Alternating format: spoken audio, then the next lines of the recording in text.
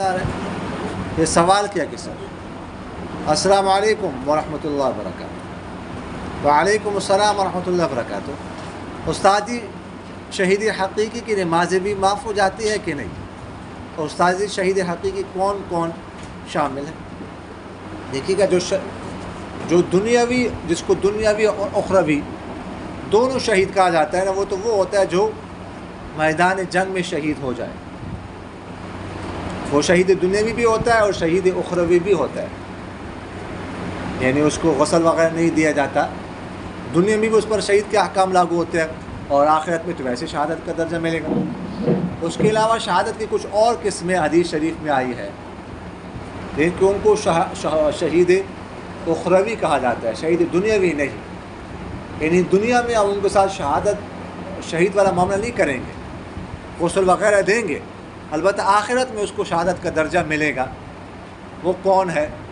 وہ جیسے کوئی آگ میں جل جائے تو وہ شہید ہے، اسی طرح جو ہے نا کسی پر جو ہے نا وہ کوئی دیوار وغیرہ گر جائے تو وہ بھی شہید ہے، اسی طرح جو ہے نا نمونیا کی بیماری سے، یا اس طرح خاتون جو ہے نا ولادت کے مرض میں، یا پانی میں غرق، یہ ساری شہادت کی اقسام ہے، لیکن شہید اخروی شہید نہیں۔ باقی یہ ہے کہ نمازیں کسی کی معاف نہیں ہوتی، سمجھ آ گئی؟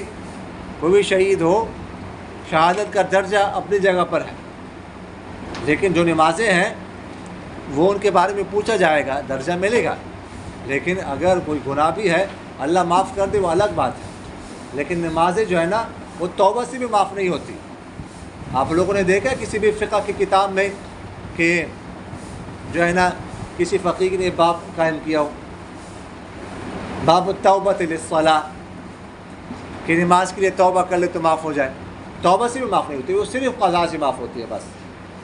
فدیہ جو ہم دیتے ہیں نا، تو فدیہ تو اصل روزے کا ہوتا ہے، ہم اس کو نماز کو روزے پر قیاس کر کے ہم کہتے ہیں انشاءاللہ، اگر اللہ نے چاہا تو فدیہ سے نماز معاف ہو جائیں گی، وگرنہ تو وہ تو منصوص نہیں ہے، منصوص تو صرف روزے ہیں۔ والذین یطیقونہ فدیۃ، کیا ہے وہ جو ہے سورہ بقرہ میں، وہ تو نماز کے بارے میں، بس سمجھ آگے کہ نہیں ہے؟